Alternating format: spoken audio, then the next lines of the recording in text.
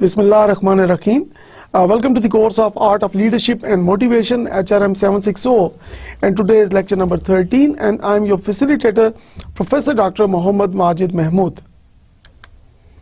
Today we have another very important topic to discuss, and that is a role of leaders in crisis management. Now, when we talk about developing countries, and particularly when we talk about our own country, Pakistan, we see crisis everywhere. Not only in private sector, it is also there in public sector as well. So there are so many crises going on in Pakistan these days. Now, in this era of crisis, and particularly when we talk about financial crisis, it is because of most advanced countries in the world. There was a financial crisis few years back in the banking sector of the world, and that impacted Pakistan as well.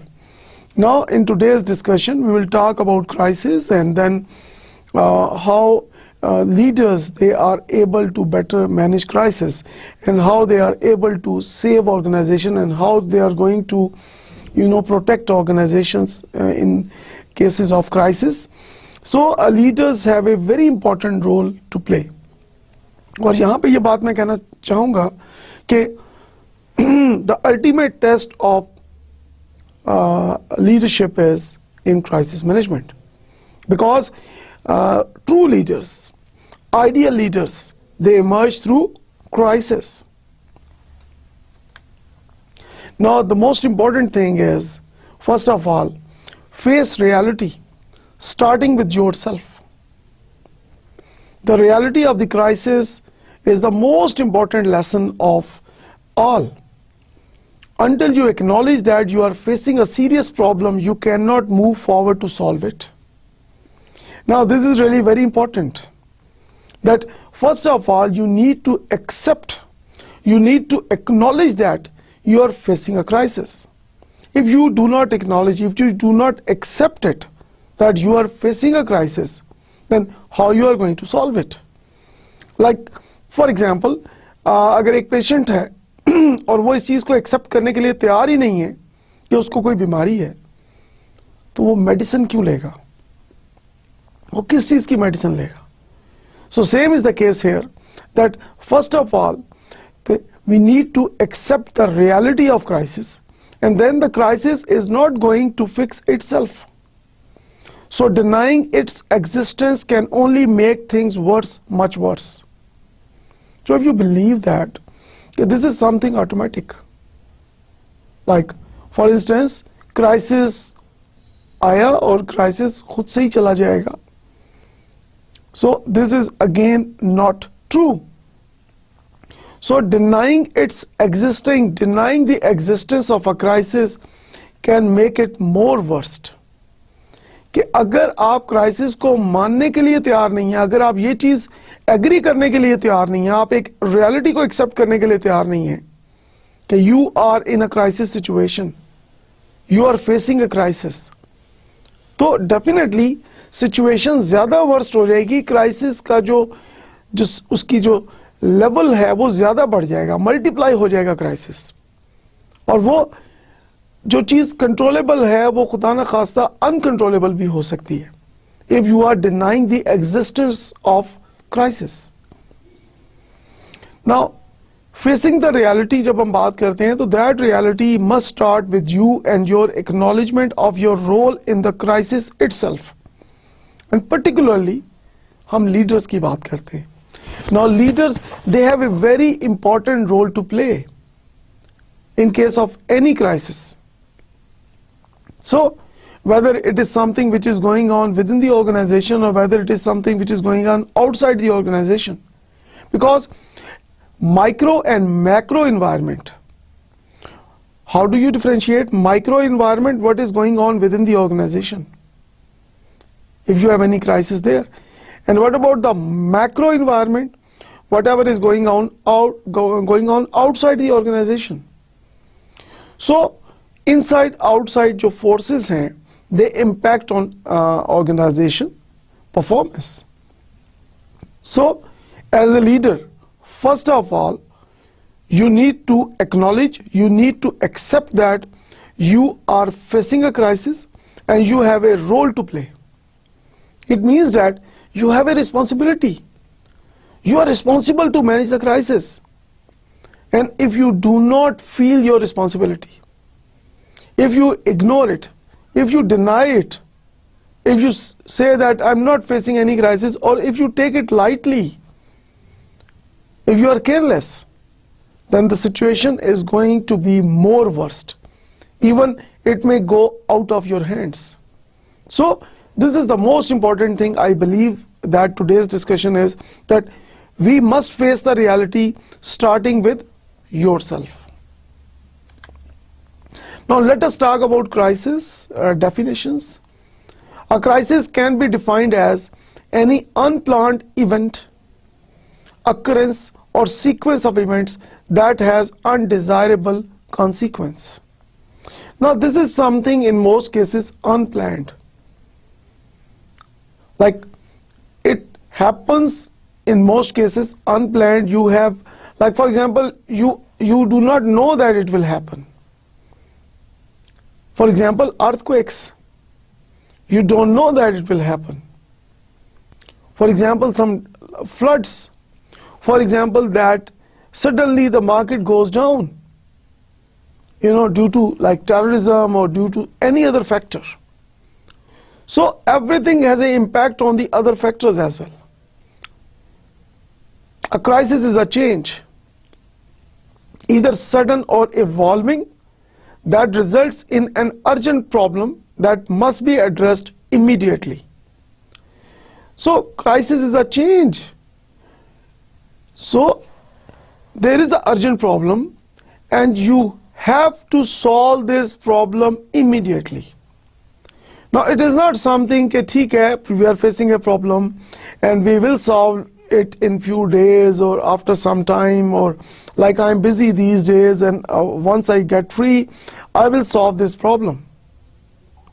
So in crisis it is most urgent problem. So you have the most urgent situation and you need to manage it on the top priority basis. If you do not address this problem immediately, of course, जैसे कि पहले मैंने बात की कि it is going to multiply. If you are facing a minor crisis and you do not address it immediately, it can convert into a major crisis.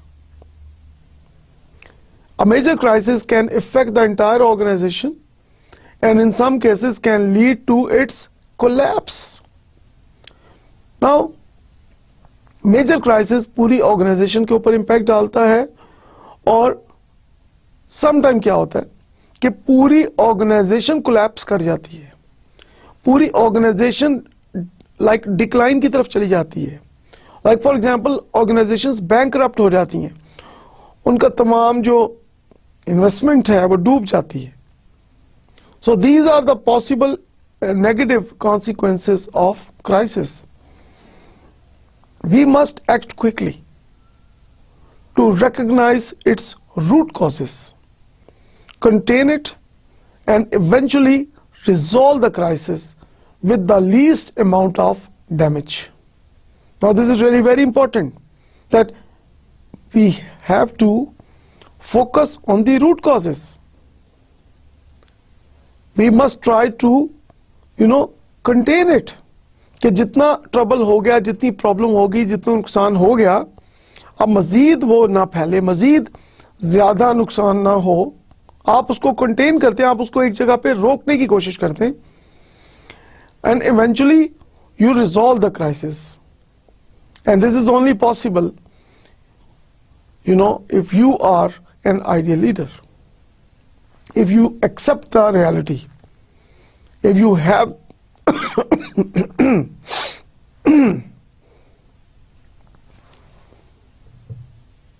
so you need to have those skills, you need to have those competence in order to resolve the crisis.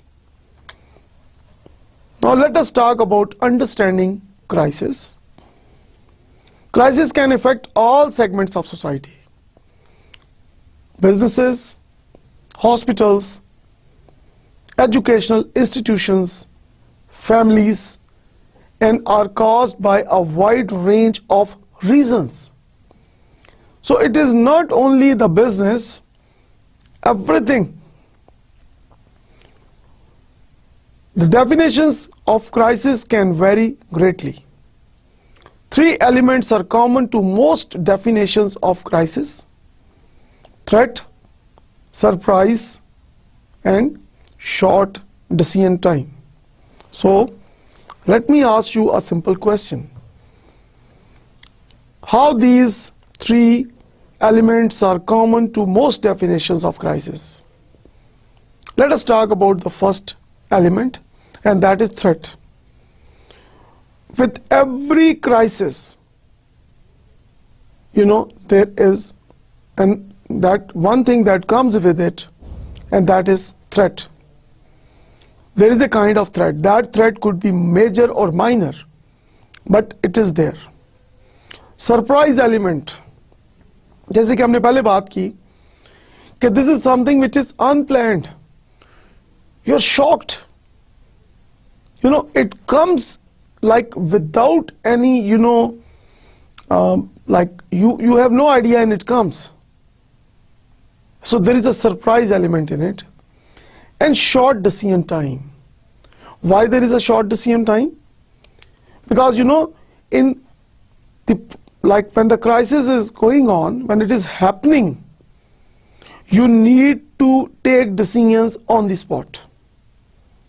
आप file पे लिखकर move नहीं करेंगे आप उसको कि आपके अपने बॉस को देंगे, वो अपने बॉस को देगा, वो अपने बॉस को देगा, वहां से अप्रूवल आएगी और फिर आप एक्शन लेंगे. जो आपके मेजर क्राइसिस हैं, इवन आपके माइनर क्राइसिस हैं, so you need to address those crisis immediately. So you have a short decision time, because crisis के साथ एक और चीज जो आ रही होती है थ्रेट के साथ साथ, rumors. These days media is really very powerful in Pakistan. They give breaking news. So they will start giving breaking news, and if your response is late, if you are not quick in decision making, if you are not responding immediately, people will make and they will start making stories out of it. People will start giving their own opinions based on maybe faulty assumptions. So rumors are always there, but if you respond immediately, you can overcome or manage those rumors. But if you act like late or very late, or if you do not respond immediately, what happens that those rumors become one of the major root causes of the collapse of the entire organization. Like for example, एक rumor आपके organization के बारे में होगी कि crisis आया और बहुत नुकसान हो गया, तो अगर आप उसको immediately address नहीं करेंगे तो आपकी जो मार्केट शेयर, स्टॉक एक्सचेंज में जो आपकी शेयर प्राइसेस हैं, उसकी जो वैल्यू है वो डिक्लाइन पे जा सकती है, क्योंकि उनका जो आपके शेयर होल्डर्स हैं, उनका जो ट्रस्ट है आपकी ऑर्गेनाइजेशन के ऊपर, वो वीक होने के चांसेस हैं अगर आप र्यूमर्स को इमीडिएटली एड्रेस नहीं करते. सो इट इज बेटर कि आप इमीडिएट डिसीजन मेकिंग करेंगे. And definitely leaders are those persons in organisations, they know that how to respond immediately. Now let us talk about human psychology during a crisis. Emotional effects: shock, terror, bad temper, blame, anger, guilt, grief or sadness, high emotions, helplessness. Now these are the emotional effects जब कोई crisis की situation होती है. I hope that कि ये सारे self-explanatory हैं. And then there are some cognitive effects on humans during a crisis, and these include impaired concentration. Impaired आप कहते हैं कि जब आपका जो आपकी तवज्जा जो है, जो आपकी कंसंट्रेशन है, वो impaired means कि वो वीक हो जाती है जब आपका फोकस वीक हो जाता है. Impaired decision making, आपकी decision making जो है वो स्मार्ट नहीं रहती, इंटेलिजेंट नहीं रहती, बल्कि वीक हो जाती है. Memory impairment, sometime memory loss, आपको चीजें भूलना शुरू हो जाती हैं. एंड कंफ्यूजन, आप डाउट में आ जाते हैं, मैं क्या करूं, मैं कैसे करूं, मुझे कैसे करना चाहिए, मुझे एक्शन लेना चाहिए, नहीं लेना चाहिए, क्या डिसीजन लेना चाहिए, कौन सा डिसीजन लेना चाहिए, किसको क्या करना चाहिए. So there is a lot of confusion during crisis, and we call that cognitive effect. Then there are physical effects as well during a crisis situation. Tiredness, sleeplessness. Of course कुछ लोग बिल्कुल अपने आप को बहुत थका हुआ फील करते हैं. फॉर एग्जाम्पल अगर आप अपनी लाइफ में खुदा ना खास्ता अगर आपने कोई क्राइसिस सिचुएशन फेस की है घर में या ऑफिस में या अपनी स्टूडेंट लाइफ में, तो ऐसा नहीं हुआ कि क्राइसिस सिचुएशन में आप एकदम थक गए, आपकी नींदें उड़ गई.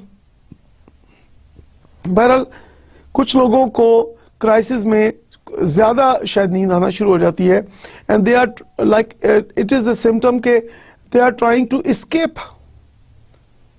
वो एक किस्म का राह फरार इख्तियार करने का एक तरीका है कि आप क्राइसिस सिचुएशन में आप जाके सो जाएं.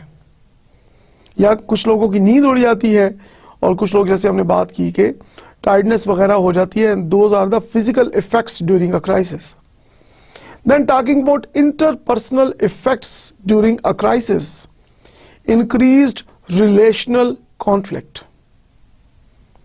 आपके जो रिलेशन कॉन्फ्लिक्ट्स हैं वो इंक्रीज हो जाते हैं. Social withdrawal, distancing, distrust.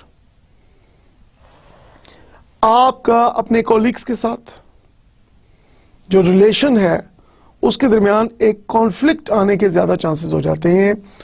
आप सोशल विड्रॉल शुरू हो जाता है. आप लोगों के साथ जो आपकी सोशल इंटरेक्शन है, सोशल लाइफ है, वो कम होना शुरू हो जाती है. आप लोगों से थोड़ा फासला बढ़ा लेते हैं और एक दूसरे पे जो ट्रस्ट का है लेवल वो कम होना शुरू हो जाता है, बल्कि लोग एक दूसरे पे इन सम केसेस बिल्कुल ट्रस्ट करना छोड़ देते हैं. And these are called interpersonal effects during a crisis situation. Now when we talk about crisis, there are certain common features, and the first one is time is short. Now time is short means that you have a short decision time. कि आपके पास short decision time इसलिए है कि it is the most urgent problem you are facing, and if you do not address it immediately, there will be more losses of life. Maybe, you know, in some crisis situation, if you do not respond quickly, you know, even if there is, for example, some bomb blast, or there is, for example, some flood, or if there is, for example, earthquake, if you do not respond quickly, तो जो लोग इंजर होंगे, जो लोग जख्मी होंगे, अगर उनको इमीडिएट ट्रीटमेंट, फर्स्ट एड नहीं मिलेगी, तो उनकी डेथ होने के चांसेस बहुत ज्यादा हैं. तो ह्यूमन लाइफ्स के ज्यादा लॉसेस के चांसेस हैं. उसके अलावा फाइनेंशियल लॉसेस के in the beginning of crisis, if you overcome it, if you contain it, तो कम लॉस होता है. फॉर एग्जांपल अगर किसी ऑर्गेनाइजेशन में फॉर एग्जांपल आग लग जाती है, तो आप उसको जितनी जल्दी उस आग पे काबू पा लेंगे उतना ही आपका कम नुकसान होगा, और जितनी देर से आप उस पे आग पे काबू पाएंगे उतना ही ज्यादा आपका फाइनेंशियल और इवन ह्यूमन लॉस हो सकता है। डिसीजंस आर रिक्वायर्ड अर्जेंटली, अभी हमने बात जैसे कर ली। Specific threats are identified. Of course आपको बहुत सारे थ्रेट्स का पता चलता है, आपको अंदाजा होता है ड्यूरिंग क्राइसिस के एक क्राइसिस के साथ बहुत सारे थ्रेट्स आ रहे होते हैं। Urgent demands for information are received, और ये अर्जेंट डिमांड कहां से आ रही है for information? From the like families of victims, जो लोग इफेक्टेड हैं क्राइसिस से, उनकी फैमिली से, उनके फ्रेंड्स की तरफ से, एंड ऑफ कोर्स गवर्नमेंट की तरफ से। So here in Pakistan, government of Pakistan is highly interested and they are worried कि क्या हुआ है, कैसे हुआ है, एंड हु इज रिस्पॉन्सिबल वगैरह वगैरह। इसी तरह जो लोग, जो विक्टिम्स हैं, जो लोग क्राइसिस सिचुएशन में जिनकी लाइफ खुदा न खास्ता चली गई है या जो इंजर्ड हैं, उनकी जो फैमिलीज हैं, वो तमाम लोग इन्वॉल्व हैं। फिर उसके अलावा और stakeholders like for example जो मुख्तलिफ सिविल ऑर्गेनाइजेशंस हैं, मुख्तलिफ NGO सेक्टर है, and the most important thing is media.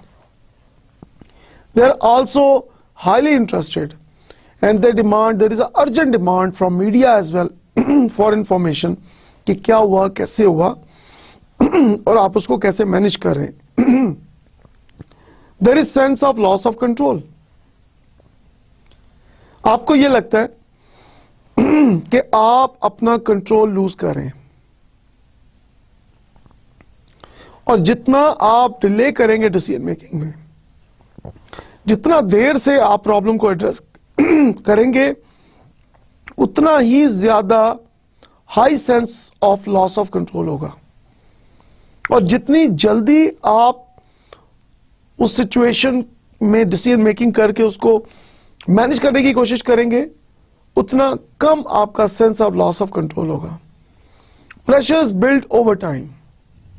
बार बार इस चीज पे मैं री एम्फेसाइज कर रहा हूं कि decision time is short, so you need to make urgent decisions, and if you like taking more time in decision making, तो आपके ऊपर ज्यादा प्रेशर जो है वो बिल्डअप होना शुरू हो जाएगा।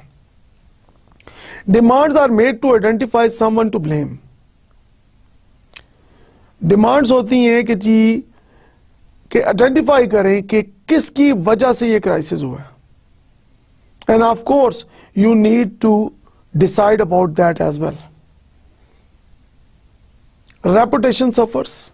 Of course, organizations who are facing crisis situation, their reputation suffers. और बहुत ज्यादा उनको एक फॉर एग्जांपल एक मार्केट, उनकी गुडविल डैमेज हो रही है, and they are like there is high pressure, there is high pressure from stakeholders, shareholders, media, from Pakistan, from outside the Pakistan, from within Pakistan. हर तरफ से, पूरी दुनिया से आपको मुख्तलिफ वहां से क्यूरीज आ रही हैं, पीपल आर इंटरेस्टेड कि क्या हुआ, कैसे हुआ, एंड सो आपकी रेपुटेशन सफर होती है if you are unable to manage the situation quickly. Communications are increasingly difficult to manage. Of course आपकी जो रेगुलर कम्युनिकेशन है वो बहुत बुरी तरह डैमेज होती है। आपकी जो कॉरेस्पॉन्डेंस है, आपकी जो इंटरपर्सनल कम्युनिकेशन स्किल्स हैं, वहां पे अगर आप देखें कि वहां उसमें बहुत ज्यादा लॉस होता है आपका। फिर इसका आपके कम्युनिकेशन जो चैनल्स हैं या मीडिया आप यूज कर रहे हैं, मीडियम यूज कर रहे हैं, उसमें प्रॉब्लम आ सकती है।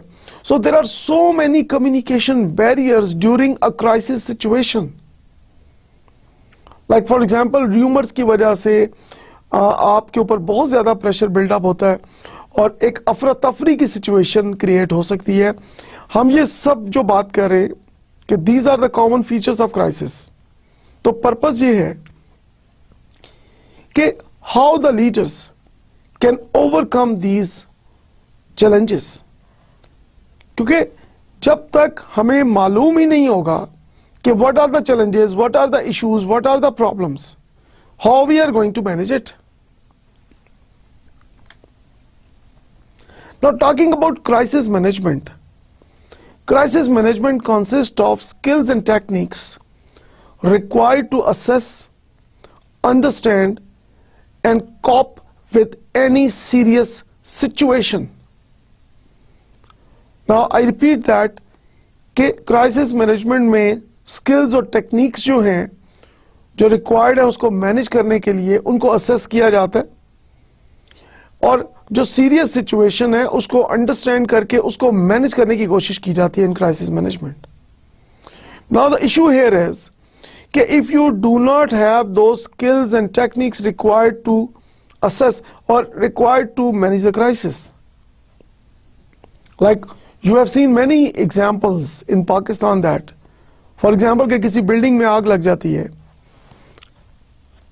तो हमने अपने मीडिया पे भी देखा कि उस जगह तक पहुंचने के लिए आपके पास कोई सीढ़ी नहीं है. आपको जो पानी आप थ्रो करते हैं या जो मटेरियल आपने थ्रो करना है उस आग को बुझाने के लिए, वहां तक उसकी रीच नहीं है. फॉर एग्जाम्पल, जो पाकिस्तान में एक बहुत बड़ा अर्थक्वेक आया फ्यू इयर्स बैक, उसमें जब बिल्डिंग्स गिरी, बड़े बड़े अपार्टमेंट्स गिर गए. इस्लामाबाद की हम बात कर रहे हैं, पाकिस्तान के मुख्तलिफ इलाकों की बात कर रहे हैं. तो जब वो बिल्डिंग्स गिरी हैं, वो तमाम अपार्टमेंट्स बड़े बड़े गिर गए, तो उन तमाम पत्थरों को, उन तमाम बिल्डिंग मटेरियल को उठा के नीचे से लोगों को निकालने के लिए जब कोशिश की गई, तो इक्विपमेंट का इशू हो गया कि हम बहुत सारे इदारों के पास वो इक्विपमेंट ही नहीं है. सो मीनिंग दैट कि जो स्किल्स रिक्वायर्ड हैं, जो टेक्निक्स रिक्वायर्ड हैं, जो इक्विपमेंट रिक्वायर्ड है, जो टूल्स रिक्वायर्ड हैं, क्या वो है कि नहीं. हमें इंश्योर करना है इन क्राइसिस मैनेजमेंट कि हमारे पास तमाम इक्विपमेंट हो, हमारे पास तमाम मैन पावर हो, हमारे पास स्किल्ड मैन पावर हो, वो लोग जो ऑलरेडी ट्रेंड हैं. हमें इन एक्सपीरियंस्ड लोगों को यहां पे नहीं लेके आना, बल्कि हमने एक्सपीरियंस्ड लोगों को आगे लेके आना है जो कि क्विकली उस सिचुएशन को मैनेज कर सके. क्योंकि अगेन आई रिपीट कि अगर आप डिले करेंगे, अगर आप देर करेंगे, तो there is more loss of human lives, there is more loss of property, there is more financial loss, there is more reputation loss of an organisation during crisis. With effective crisis management, we can minimize the impact of potential crisis, avoid altogether, or in some cases, even benefit from a crisis. Now, हम जितनी बेहतर crisis management करेंगे with the help of leaders, तो हम एक जो उसका impact है, नेगेटिव इम्पैक्ट है क्राइसिस का, उसको आप मिनिमाइज कर सकते हैं. जो लॉस आपका हो सकता था, आपने वो होने नहीं दिया. जितना बड़ा क्राइसिस था, उतना बड़ा नुकसान आपने होने नहीं दिया. You save the organisation, you save the country, you save the people. Avoid all together. Now when we talk about leaders, good leaders, they are always proactive. So leaders who are proactive, they plan in advance, and when they plan in advance, they plan that if there is a crisis, ABCD, any crisis, they plan in advance, they prepare in advance to face that expected crisis. So they predict, they forecast, and they also know that, आगे जाके हम बात करेंगे कि ideal leaders, they also know that the crisis is approaching. So if you are proactive, you make your plans in advance, you forecast things with arguments, with logics, you can avoid crisis altogether, or in some cases even benefit from a crisis. Now this is really very interesting that हम इस discussion में ये भी बात करेंगे आज कि how we can get the benefit out of a crisis. Like आपने क्राइसिस को जो मैनेज किया, उससे जो आपकी लर्निंग हुई है, उस लर्निंग को नेक्स्ट क्राइसिस मैनेजमेंट में आप कैसे यूज कर सकते हैं. इट मीनिंग दैट कि you can also get benefit from a crisis. Now talking about the crisis management objectives. The first one is reducing tension during the incident. Now that is a major objective. आप किसकी tension दूर करेंगे? सबसे पहले जो लोग उस crisis का शिकार हुए, जो विक्टिम्स हैं, जो उस क्राइसिस को फेस कर रहे हैं, जो ऑन द स्पॉट मौजूद हैं, जो लोग इफेक्टेड हैं, सबसे पहले उनकी टेंशन को रिड्यूस करना, that is the most important number one objective of good crisis management. Now why to do that? Because when you reduce the tension of affectees or affectees or victims, you are trying to contain the crisis. क्योंकि ये ना हो कि एक minor crisis हुआ है और जो लोग अफेक्टेड हैं उन्होंने मीडिया पे वो बयान दे दिए जिसके बाद वो क्राइसिस मल्टीप्लाई हो गया. आपकी जो मार्केट शेयर प्राइस है वो एकदम नीचे आ गई क्योंकि जो अफेक्टेड हैं, जो विक्टिम्स हैं, उन्होंने कुछ ऐसे बात कर दी जिसको आप कंट्रोल नहीं कर पाए.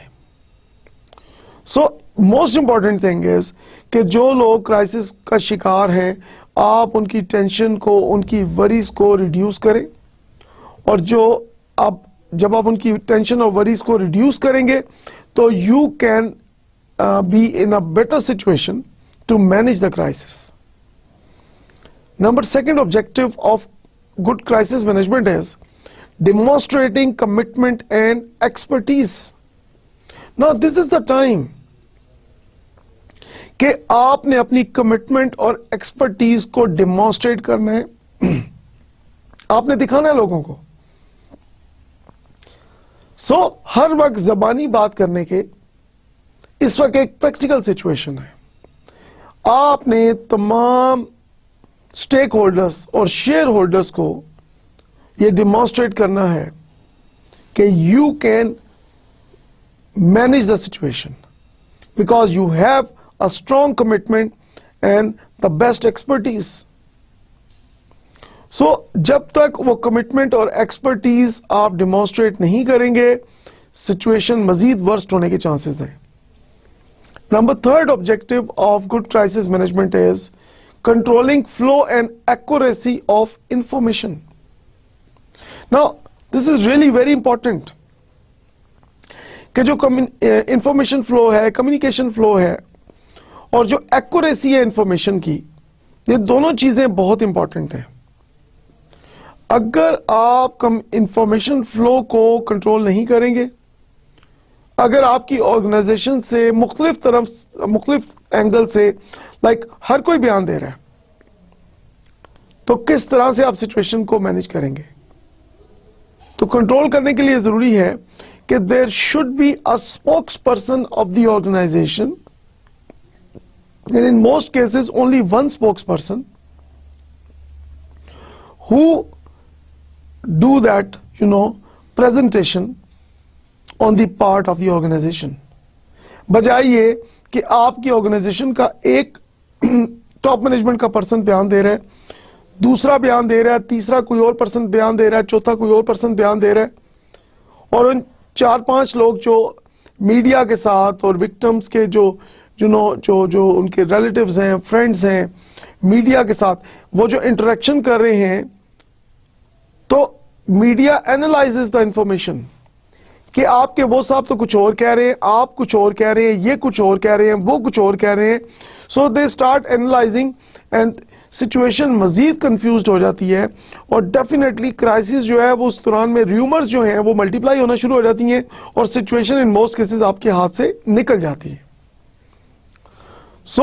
इंफॉर्मेशन को जब आप कंट्रोल करेंगे और एक्यूरेसी ऑफ इंफॉर्मेशन को आप इंश्योर करेंगे तो डेफिनेटली आप उसको कंटेन करने की पोजीशन में हैं क्राइसिस को, और उसको बेटर मैनेज करने की पोजीशन में है।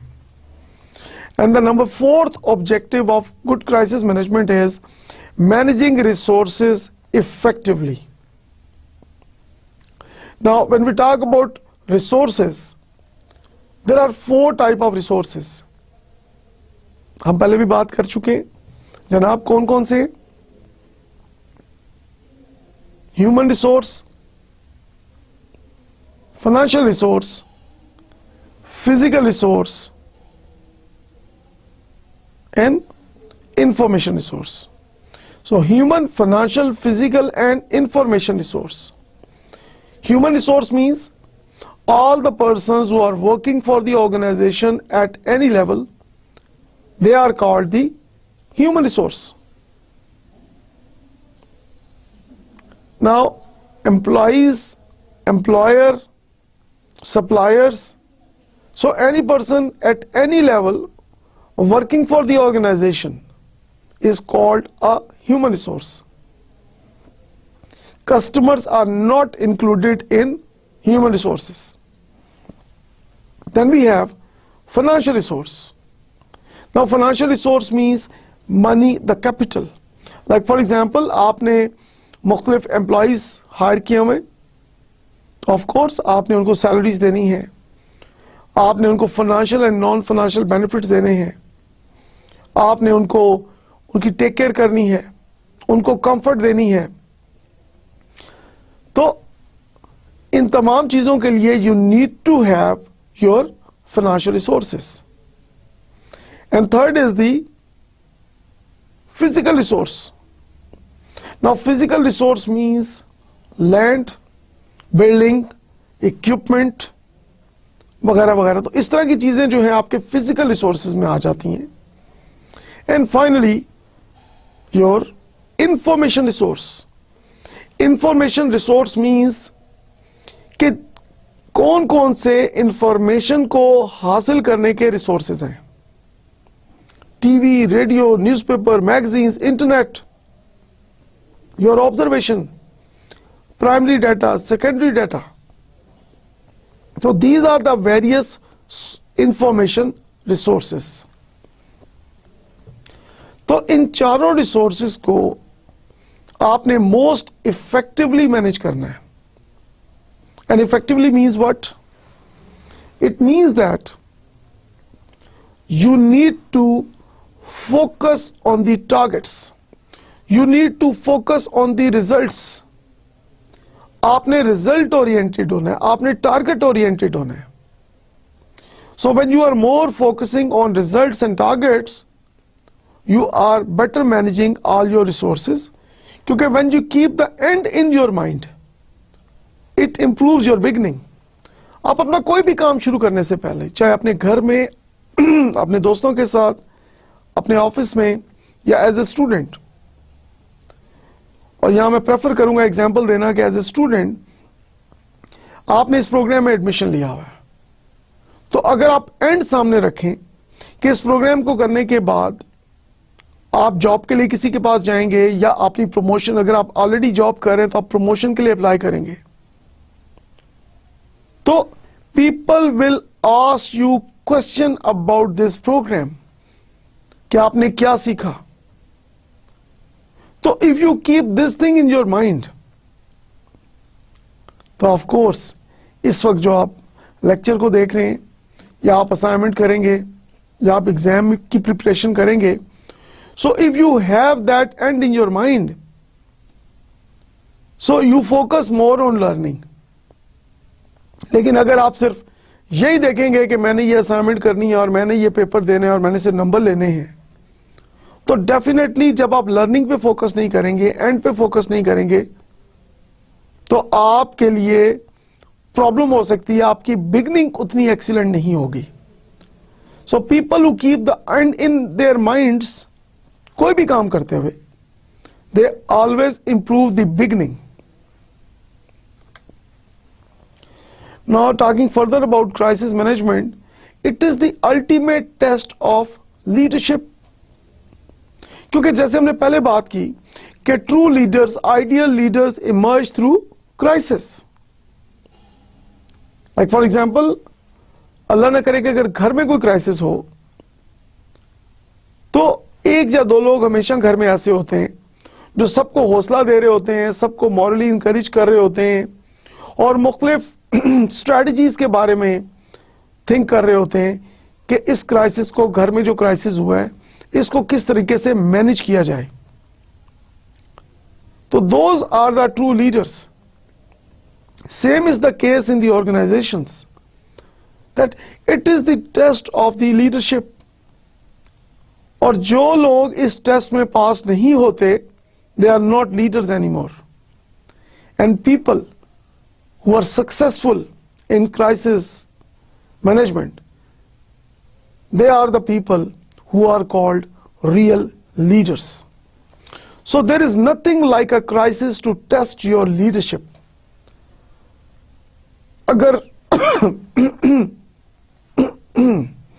अगर आप ये जानना चाहते हैं कि आप कितने बड़े लीडर हैं, आप कितने अच्छे लीडर हैं, आप कितने स्ट्रॉन्ग लीडर हैं, तो एक क्राइसिस से जब आप गुजरेंगे अपनी ऑर्गेनाइजेशन में और उस क्राइसिस को आप जिस तरीके से मैनेज करेंगे, वही चीज रिफ्लेक्ट करेगी कि आप कितने स्ट्रॉन्ग लीडर हैं। Like being in a war, crisis test you to your limits because the outcome is rarely predictable. Now crisis में जो सबसे बड़ा चैलेंज है कि जो आपका आउटकम है वो एक एक्सेप्शनल केसेस में होता है कि आपको पता हो कि वो क्या होगा,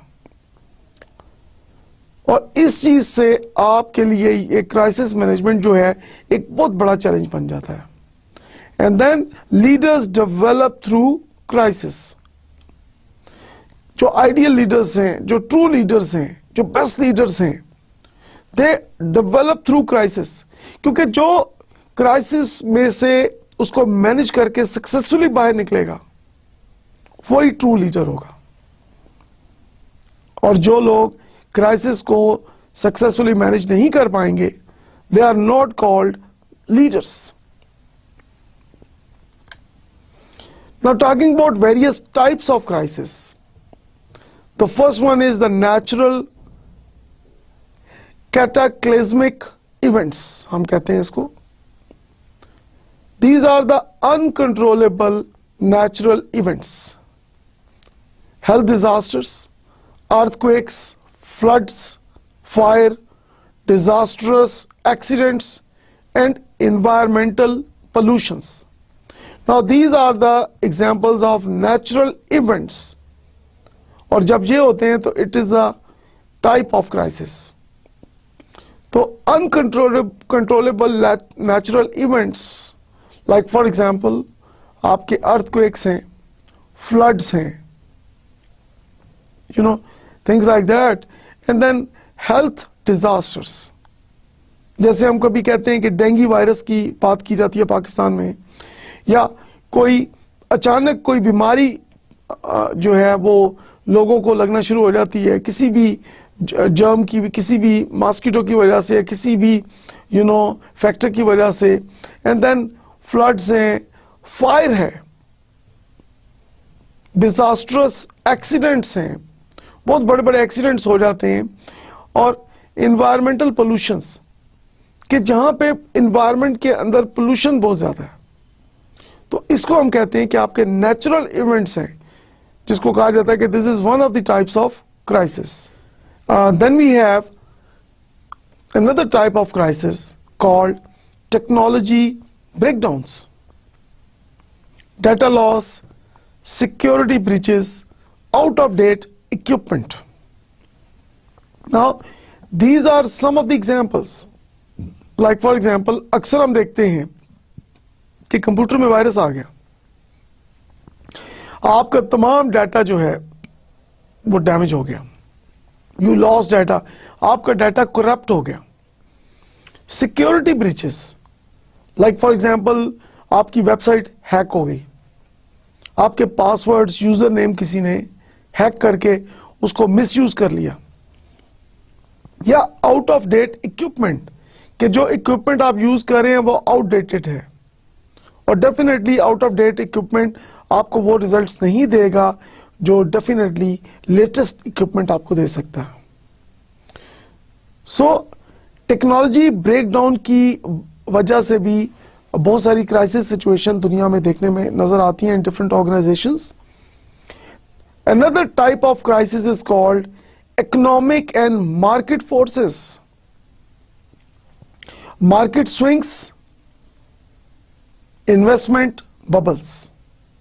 Like for example, मार्केट एकदम स्विंग कर जाती है, और जैसे फॉर एग्जांपल हमने पिछले चंद सालों में देखा कि एकदम जो है पाकिस्तान में स्टॉक मार्केट जो है वो एकदम बहुत ऊपर चली गई।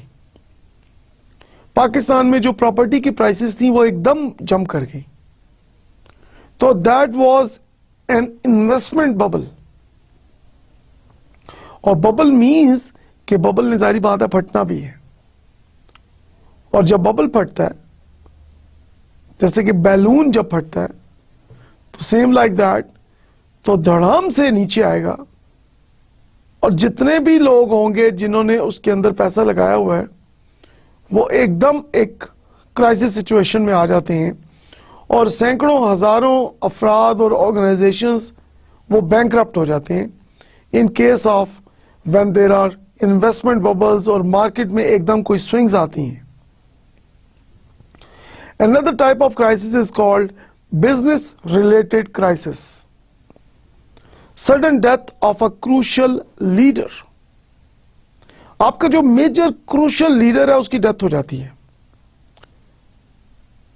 तो जाहिर बात है कि जो आपका मोस्ट इंपॉर्टेंट लीडर है अगर उसकी अचानक डेथ हो जाए तो आपकी ऑर्गेनाइजेशन की मोस्ट इंपॉर्टेंट मेमोरी जो है उसका लॉस हो गया, क्योंकि जो मोस्ट इंपॉर्टेंट क्रूशियल लीडर है उसके ब्रेन में उसको हम कहते हैं इंस्टीट्यूशनल मेमोरी। तो वो जब ब्रेन वहां पे नहीं रहेगा तो वो जो डिसीजंस जिस विजन के साथ वो क्रूशियल लीडर ले रहा था या ले रही थी वो फिर आपको उस तरह के डिसीजंस नजर नहीं आएंगे, उस तरह का विजडम आपको नजर नहीं आएगा, उस तरह की स्ट्रेटजीज आपको नजर नहीं आएंगी।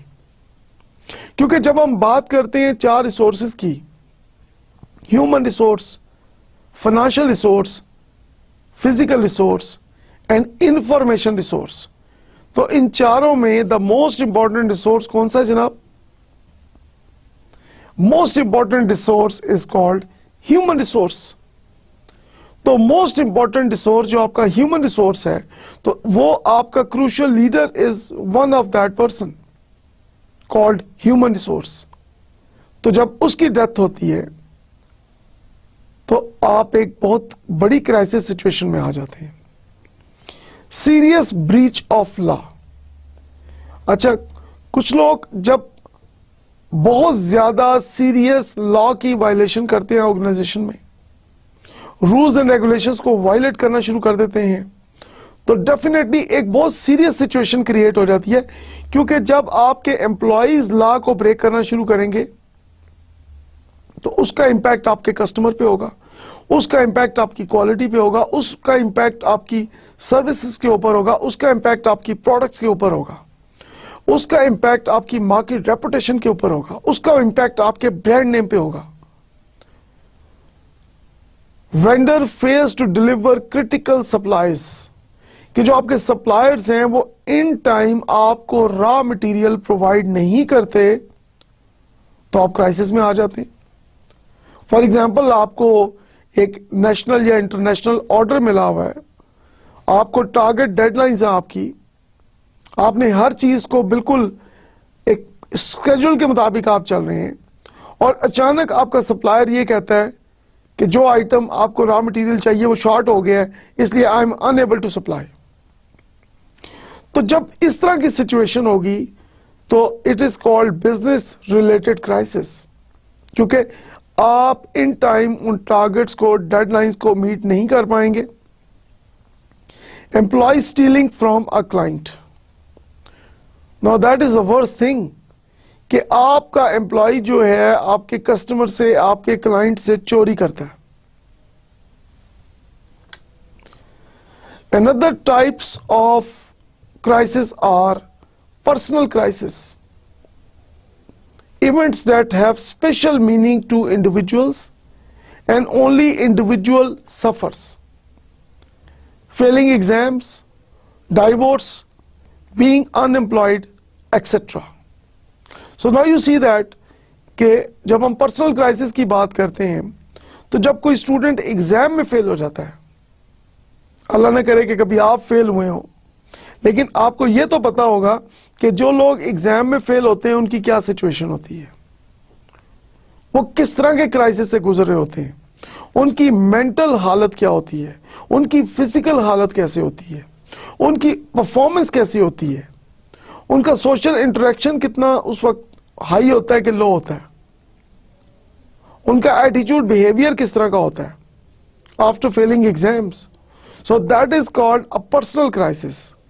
डाइवोर्स, ऑफ कोर्स कि जब लोगों को किसी को अगर फॉर एग्जांपल डाइवोर्स हो जाती है, so that is another I think most important example of personal crisis.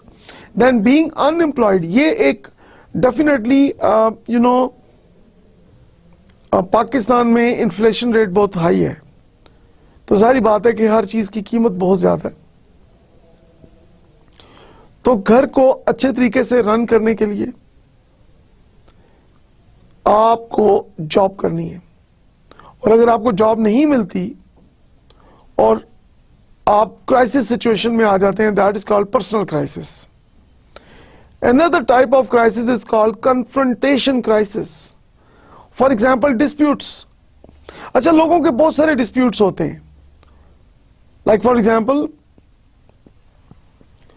कि जब लोग एक दूसरे के साथ लड़ना झगड़ना शुरू कर देते हैं, नेगेटिव कॉन्फ्लिक्ट में आ जाते हैं, तनकीद बराए तनकीद करते हैं, जब एक दूसरे की बात सुनने के लिए तैयार नहीं होते, so that is called a major dispute. और कन्फ्रंटेशन शुरू हो जाती है ऑर्गेनाइजेशन में, तो of course organisation goes into crisis situation.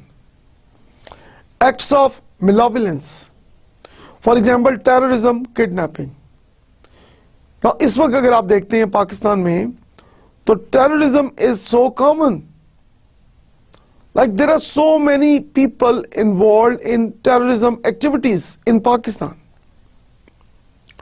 तो जितना ज्यादा ये टेररिज्म होगा या किडनैपिंग होगी, लाइक बच्चों को अगवा कर लिया जाता है, बड़े बड़े बिजनेसमैन को अगवा कर लिया जाता है, फिर बहुत ज्यादा उनकी रिहाई के लिए पैसे मांगे जाते हैं वगैरह वगैरह, तो ये हम इसको कहते हैं कि एक्ट्स ऑफ मिलेवोलेंस.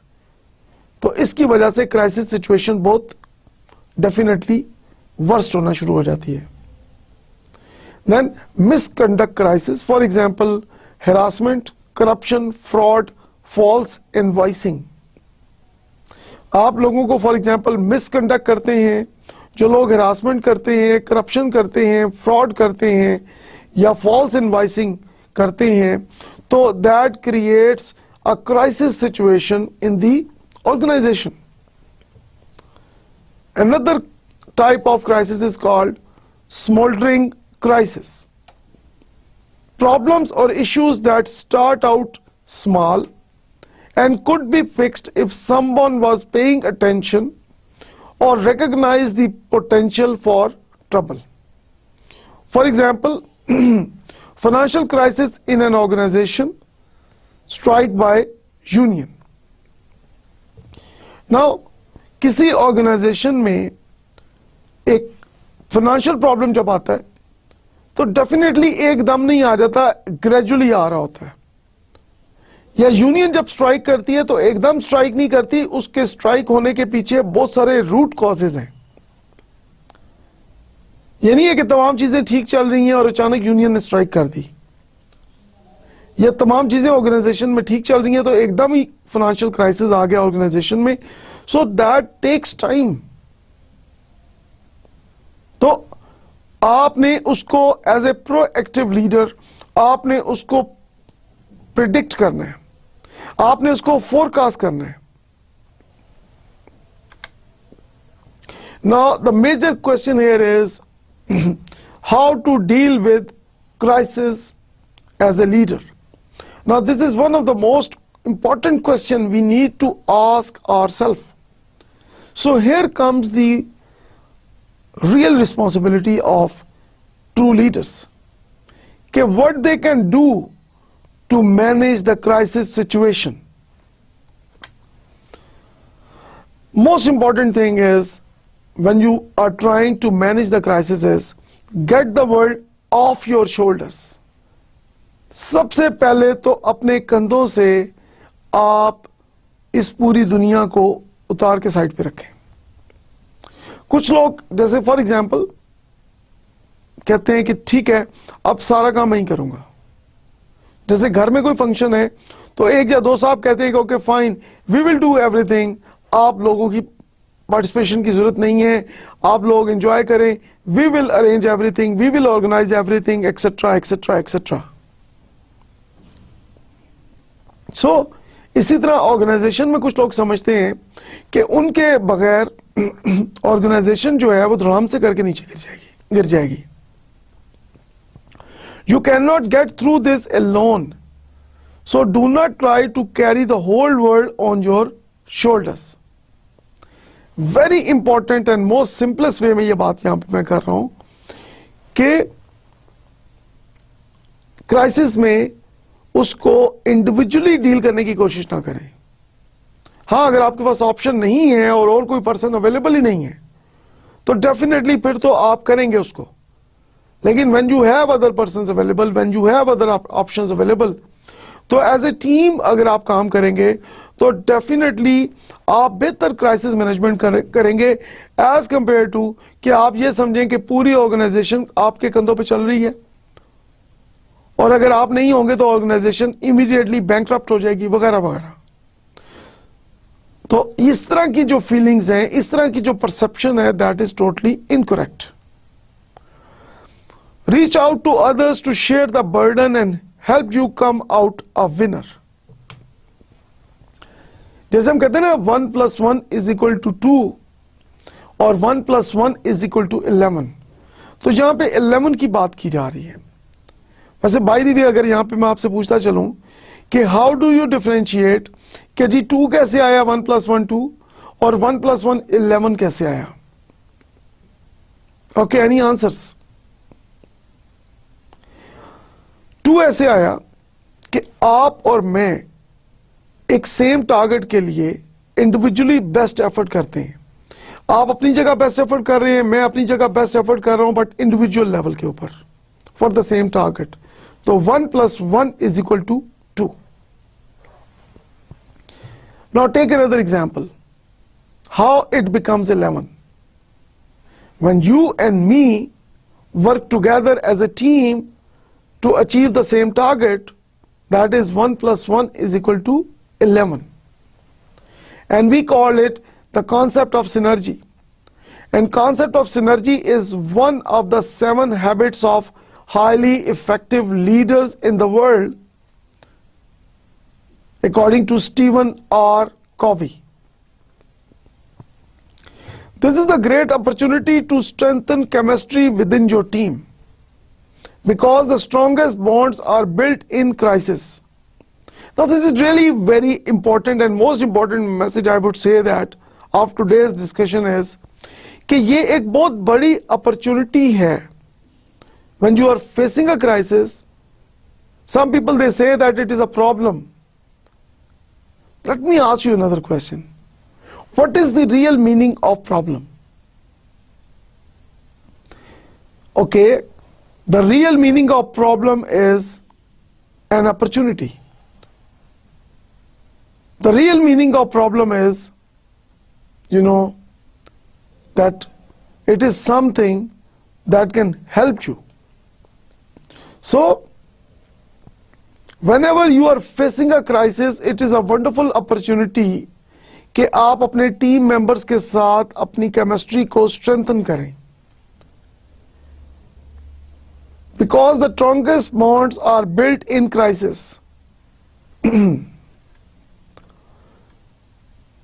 तो आज हमने अपनी इस डिस्कशन में हमने बात की कि what is the major role of leader in crisis management. हमने बात की कि क्राइसिस होता क्या है, क्राइसिस मैनेजमेंट क्या होता है, लीडर का उसके अंदर क्या रोल है। हमने मुख्तलिफ टाइप्स ऑफ क्राइसिस की आज के लेक्चर में हमने बात की।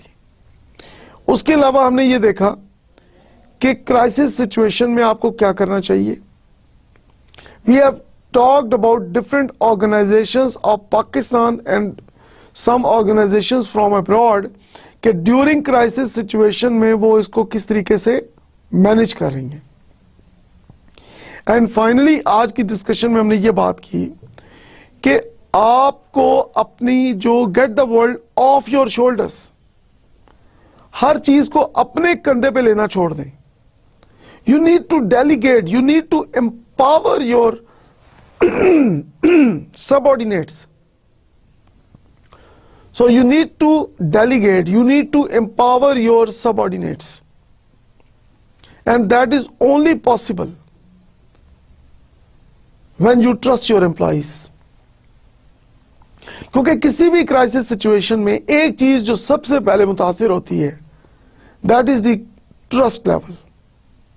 एम्प्लॉइज का एक दूसरे के ऊपर ट्रस्ट, कस्टमर्स का आपके ऊपर ट्रस्ट एज एन एम्प्लॉयर। तो हमने इस लेसन से लर्न किया कि किसी भी क्राइसिस की सिचुएशन में आपने घबराना नहीं है। आपने अपनी most strongest communication skills use करनी है। आप अपनी most strongest analytical skills, critical thinking skills, problem solving skills use करनी है। और आखिर में मैं एक बात कहना चाहूंगा कि बजाय ये कि हम सिम्टम्स पे सारी जिंदगी फोकस करते रहें, we need to focus on the root causes of the problem. और जो लोग रूट कॉजेज के ऊपर फोकस नहीं करते, they go in big trouble. आज के लेक्चर में हमने role of leader in crisis management को हमने डिस्कस किया। हमने आज एक पार्ट को हमने डिस्कस किया है क्राइसिस मैनेजमेंट के, और हमने क्राइसिस को अंडरस्टैंड करने की कोशिश की। आज के लेक्चर में हमने ये डिस्कस किया कि what are the major types of crisis और लीडर का उसके अंदर क्या रोल है। So I hope that all of you learned a lot through this lecture. So thanks for your kind attention. इंशाल्लाह see you all in the next lecture. खुदा हाफिज।